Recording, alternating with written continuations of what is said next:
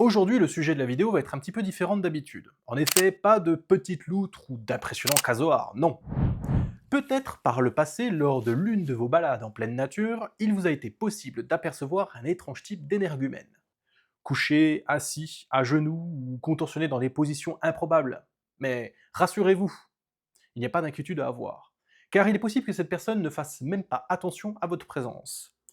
Cette personne est bien trop occupée à capturer le monde du tout petit. Vous avez devant vous un macro-photographe. La macrophotographie, c'est l'art d'immortaliser les animaux ou les objets de petite taille. Et pour ça, chacun a sa méthode. Il y a ceux comme Jean Didier qui utilisent du matériel simple, juste pour se faire plaisir. Et puis il y a Jean-Marc, clairement en plein tournage d'un documentaire. Lui, faut pas le déranger, il est en mission. Bref, vous l'avez compris, il existe des solutions pour toutes les bourses, du matériel surpuissant aux simples accessoires. Et honnêtement, avec tout ça, je sais plus où donner de la tête. Mais ça tombe bien parce qu'aujourd'hui, on va voir l'une des solutions les moins coûteuses. Mesdames et messieurs, bonjour et bienvenue dans le collimateur. Et aujourd'hui, on va faire une petite mise au point sur la bague d'extension.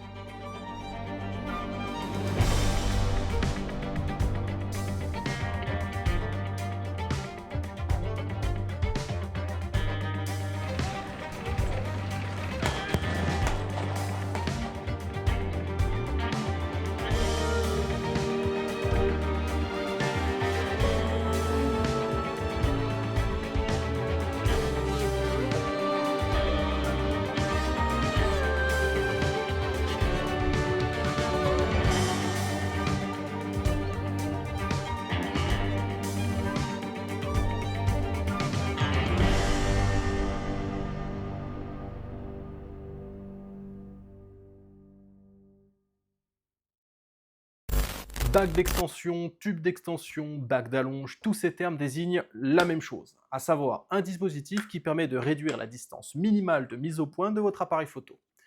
Souvent vendu en lot de 2 ou 3, et on retrouvera généralement plusieurs tailles différentes. Mais ça, on y reviendra plus tard. Cet accessoire est utilisé en macrophotographie dans le cas où il n'est pas possible pour notre photographe de s'offrir un objectif dédié à cette pratique. Car oui, l'un des meilleurs arguments de cet outil, eh bien c'est son prix. Comptez en moyenne entre 20 et 50 € pour cet accessoire, contre plusieurs centaines pour un objectif dédié.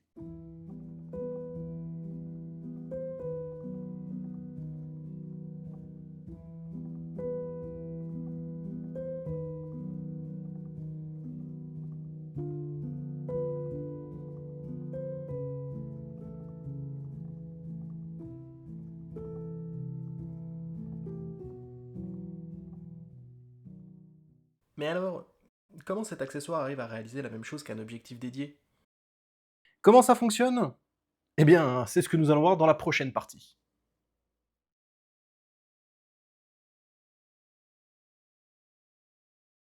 Comme dit plus tôt, une bague d'extension, c'est un ensemble d'anneaux qui est capable de s'associer et se dissocier à volonté. Mais pour fonctionner, il va falloir la placer entre un objectif et un boîtier. Et rien que ce petit décalage change complètement la manière dont l'objectif fait la mise au point. Et pour comprendre ça, on va simplifier au maximum. D'un côté, on a notre sujet.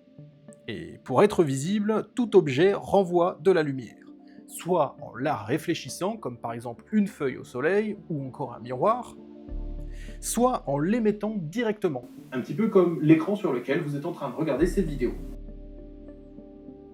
De l'autre côté, on a notre appareil photo, avec un objectif et derrière lui, un boîtier contenant un capteur qui attend sagement que la lumière arrive au bon endroit pour former une image nette.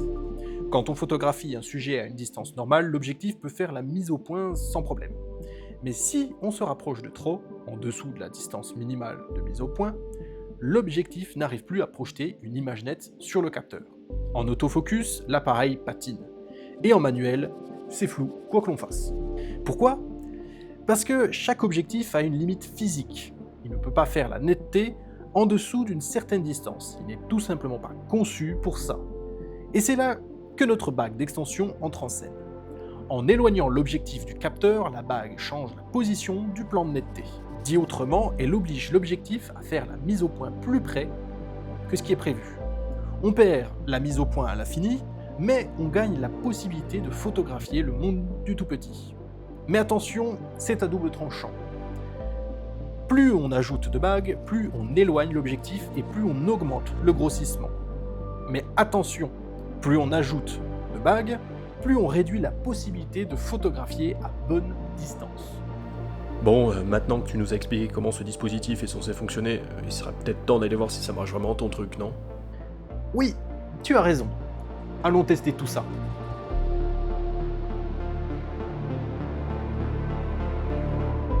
Et pour commencer, je vous propose de voir comment réagit le matériel et où se situent ses limites.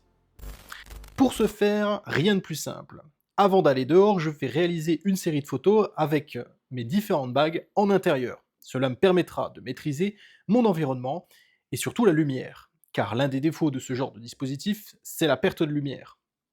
Et pour vérifier cela, je vais utiliser successivement toutes mes bagues, de la plus petite à la plus grande, mais également en les associant pour voir si à réglage identique, l'ajout de bagues d'extension réduit la luminosité de la photo. Pour réaliser ce test, je vais être équipé bien évidemment de mes bagues d'extension, mais également d'un boîtier photo, ainsi que de deux objectifs, un 18-55 et un 105 mm macro f2.8. J'ai l'impression qu'il me manque quelque chose. Bah oui, un sujet.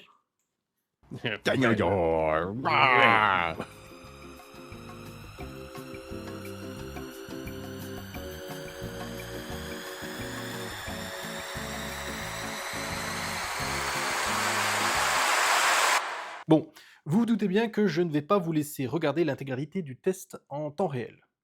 Plus sérieusement, pendant le shooting, j'ai réalisé un total de 8 photos. 3 avec une seule bague, 3 autres en combinant plusieurs bagues, une photo de référence et une dernière avec l'objectif macro, histoire de comparer les résultats. À chaque fois, j'ai cherché la distance minimale de mise au point, histoire de pousser le test au maximum. Et pour garder des conditions identiques, je suis resté en mode manuel à ISO 400 avec une vitesse d'obturation de 1/60 de seconde à f5.6. Et ce, même avec l'objectif macro. Côté lumière, j'ai utilisé un spot LED réglé à 60%. Et pour finir, je me suis amusé à mesurer la distance entre le sujet et l'objectif. Enfin, ça c'était lors du second test. Parce que le premier, j'ai bien pensé à mesurer, mais j'ai complètement oublié mes propres explications. Entre en scène. En éloignant l'objectif du capteur, la bague change la position du plan de netteté. Dit autrement, elle oblige l'objectif à faire la mise au point plus près que ce qui est prévu. Et moi, qu'est-ce que je fais? Bah, j'ai essayé de mesurer la distance entre le sujet et le capteur. Bref. Maintenant qu'on a tout ça, on peut regarder les résultats. Stop, stop, stop, stop. Ben non, en fait, on va pas faire ça. Pourquoi? Eh bien, je soupçonne quelqu'un de m'avoir jeté un sort. Je vois pas d'autre explication. Pendant le montage de cette séquence, ben, je me suis rendu compte que toutes les photos issues du second test avaient disparu. Bon, ben super, hein. On va recommencer le test. Après tout, ce n'est que la 3e fois que je le fais. Bon, bref. Allez, on se retrouve juste après.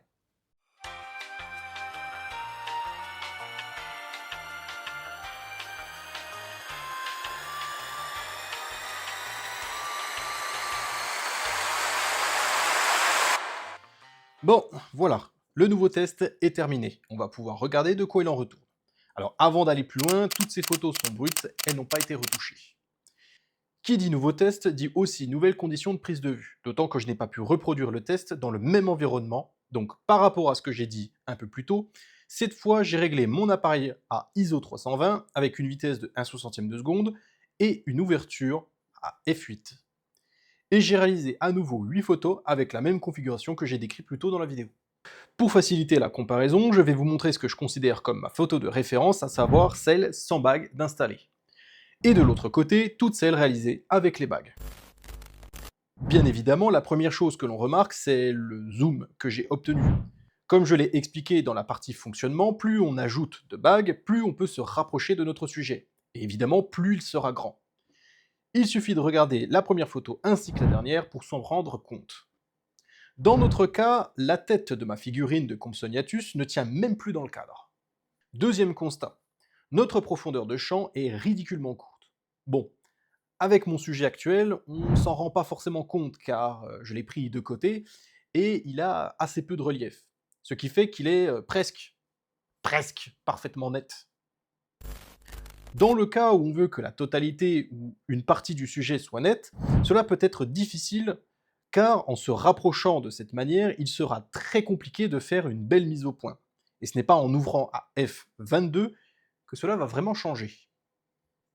Troisième point, si on regarde à nouveau la première et la dernière image, on remarque aussi que la luminosité change également, et pas dans le bon sens. Ça, c'est un des points négatifs qui est fréquemment cité quand on parle de bague d'extension. On perd de la luminosité. Alors, il me semble avoir lu qu'en ajoutant des bagues, on empêche la lumière de correctement atteindre le capteur. Bon, dans mon cas, on ne peut pas vraiment le dire, puisque mon sujet se déplace là où mes sources de lumière, non. Donc il a fini par se trouver un peu en dehors du faisceau de la lampe. En revanche, par rapport au test en extérieur que j'ai déjà effectué, la perte de lumière est plus souvent due à l'ombre générée par, je sais pas moi, le photographe par exemple. Et c'est pour cela qu'il n'est pas rare de voir ce genre d'accessoires sur leur machine. Ah moi, je dis, il y a peut-être un épisode à faire sur ce sujet. Je dis ça, je dis rien, mais si ça vous intéresse, je serai vous, je m'abonnerai pour pas rater ça. Évidemment, dernier point, et celui-là il est bien visible sur la vidéo. On est toujours très, mais alors très près de notre sujet. Cela pose quelques soucis, notamment quand c'est un insecte ou un petit animal. On risque tout simplement de le faire fuir. Voilà pour le test en intérieur. C'était long, un peu fastidieux, mais au moins on a pu voir clairement comment les bagues se comportent. Leurs forces, leurs limites et leurs surprises. Bon, normalement, je devais enchaîner avec un test en extérieur pour voir comment elles se débrouillent dans des conditions, disons, un peu plus aléatoires. Mais comme mon script est encore bien chargé et que je n'ai pas envie de vous assommer avec une vidéo de plus de 20 minutes, je vais m'arrêter là pour aujourd'hui. La prochaine fois, on part en extérieur pour voir ce que ces bagues valent vraiment sur le terrain. Allez, je peux pas vous laisser comme ça.